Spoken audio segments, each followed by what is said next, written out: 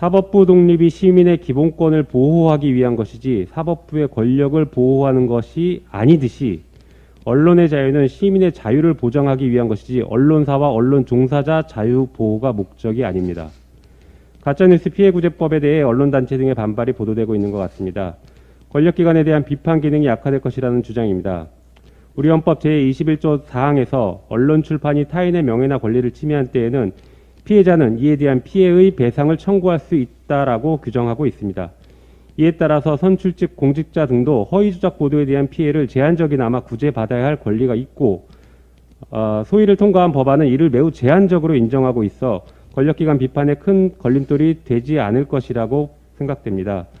정작 중요한 것은 이런 법의 유무와 무관하게 언론의 권력 감시 기능이 제대로 작동하고 있는지 여부입니다. 지난 박근혜 정부 언론은 정권을 찬양하기 급급했고 불공정한 보도로 신뢰도가 OECD 국가 최하위를 머물렀습니다.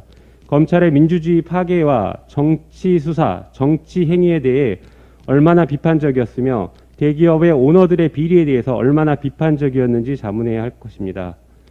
한편 언론 역시 권력기관화 되어 있는데 언론에 대한 자정 노력과 비판 기사를 찾아보기 어렵습니다.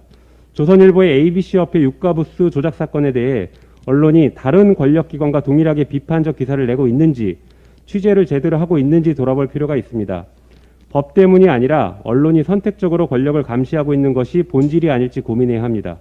지금은 가짜뉴스 피해구제법에서 가장 중요한 시민의 피해 구제에 대한 생산적 논의가 필요한 때입니다. 가짜뉴스 피해구제법은 크게 세 가지 구조를 가지고 설계되었습니다.